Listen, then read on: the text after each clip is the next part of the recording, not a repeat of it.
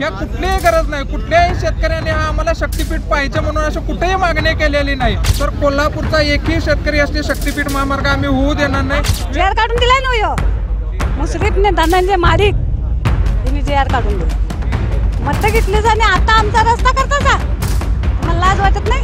बदलणार नाही तर काय करणार? बदलणार नाही तर आम्ही आडवं पडणार, येईल त्याला आम्ही ठोकणार।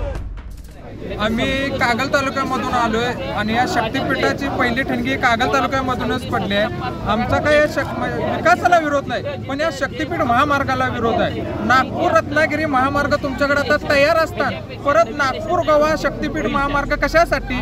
काल एक आता नकाशा पडलेला आहे। जर दोन्ही महामार्ग सेम टू सेम आहेत, जवळपास एक ठिकाणी क्रॉस झालेले आहेत आणि हा शेतकऱ्याला धुडीस लावणारा म्हणजे हा महामार्ग आहे। या कुठलीही गरज नाही। कुठल्याही शेतकऱ्याने आम्हाला शक्तीपीठ पाहिजे म्हणून अशी कुठेही मागणी केलेली नाही। कुठल्याही पद्धतीची जे सरकारने या शेतकऱ्यांची म्हणजे विचारपूस केलेली नाही आणि हा शक्तीपीठ महामार्ग करण्याचा यांचा घाट आहे।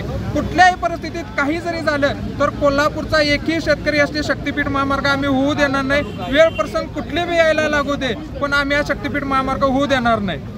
काय नाव कुठं आलाय सा? कन्हेरीवरून आले। किती एकर शेती जाते? आमची 5 एकर जाते जमीन। शेती करतो? शेती मी 65 वर्षापासून करतो, 65 वर्ष आधी करतो आज पतो। शेती जर का रस्त्यावर गेली तर काय करणार आपण? काय बोलतो बिलाजच नाही, भीक मागायला पाहिजे। हातात हे घेऊन झोळी घेऊन भीक मागायला पाहिजे, त्याशिवाय पर्याय नाही। आता इतकी वर्ष आम्ही 65 वर्षे शेती करून सुद्धा शेतीत जात्या म्हणजे पुरं काय जगायचं कशावर हे अवघड आहे। आणि मुलाबाळांनी खायचं काय? साध्या MIDCला 10,000 ते 12,000च्या पगाराच्या वर नाही, जगायचं कशावर? ही जमीन जाता गमा नाही। आता तुम्ही मतदान केलं, आता निर्णय बदला लागल्यात, काय सांगणार पुढारी सरकार? तुमचा निर्णय बदला म्हणून सांगणार, हे करू नका तुम्ही। बदलणार नाही तर काय करणार आपण? बदलणार नाही तर आम्ही आडवं पडणार, येईल त्याला आम्ही ठोकणार। 5 एकर पहिली 1 एकर गेली, आता हाय ती 5 एकर सगळीच जाते। सरकारला काय सांगणार? सरकारला काय सांगणार? सरकारला त्याला सगळी शेती द्यायची नाही, आम्ही जायचं भीक मागत। सरकार बसी तो फुकट धान्य देतोय, लाडक्या बहिणीचे पैसे देतोय, लाडक्या बहिणी जे कोण सावकार नाही ते बी खाते हरकून आणि आम्ही भिकायला लावलोय। मग ते सरकारला आता काय सांगायचं? आता इथं रस्ता अडवायचा, फोडायची वाहनं। आमच्या तिकडे रस्ता बंद झाला पाहिजे, शक्तीपीठ रद्द केलाच पाहिजे। सुशीला गोपाळ पाटील, उगील बुद्रुक। मुख्यमंत्री म्हणतात रस्ता करणार येऊन दे की मुख्यमंत्र्यानं, एकनाथ शिंदेनं, फडणवीसनं आणि मोदीनं माझ्या रानात रस्ता करायला यायचं, बाकीचं कुणीही यायचं नाही। ती दुसरी माणसं लावून देतील ते चालणार नाही, तिनेच यायचं। काय करायचं ते सांगतो की तिथं रानात आल्या काल तलाव्यासनं माती वाढल्या 7 लाखाची आणून रानात डोंगर फोडून रान तयार केलंय आणि ते आता रानातनं रस्ता काढलाय। आजूबाजूला रान नाहीत, महाराजाचं रान जातंय म्हणून महाराजापाशी एकनाथ शिंदे येतोय, गुळूगुळू बोलतोय आणि जातोय तिथनं निघून आणि महाराज म्हणते तिकडे ढकला आणि महाराजाची काय आमच्या रानातनं सगळ्या असत्यात। मग ह्याला काय करायचं? असून द्या, देवाची काय राहत म्हणतोय। आता सरकारला सांगून आमच्या रानातनं रस्ता पाडलाय म्हणले आम्ही काय करणार? काय खाणार आमची पोरं ठरवू द्या? मुलं बारके आहेत, सरकारी नोकरदार कोण नाही घरात। त्या 5 एकर जमिनीवर 8 माणसाचं कुटुंब जगते, तिशात गेले आमची 8 माणसं खाणार काय? काय करणार आम्ही? कोणाला सरकारी नोकरी आहे?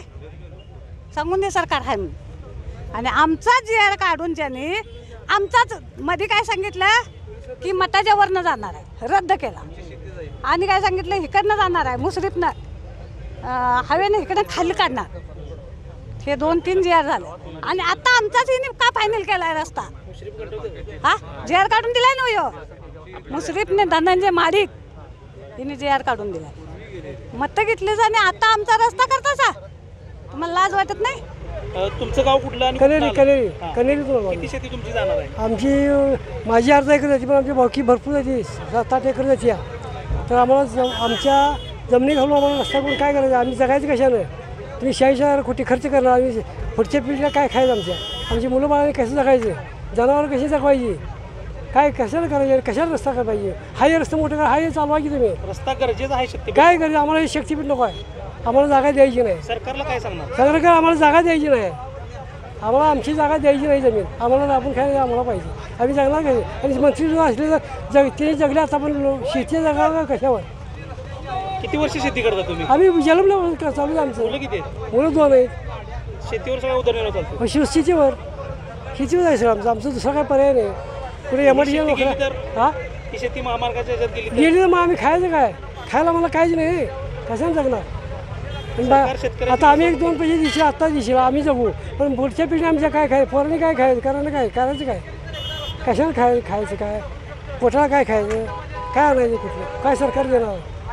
त्यांचा फायदा करणार ते टोल नाके वसूल करणार त्या रस्त्या आम्हाला जाता येणार नाही. काय उपयोग आहे आमचा. शेतकऱ्याचा उपयोगच नाही म्हणजे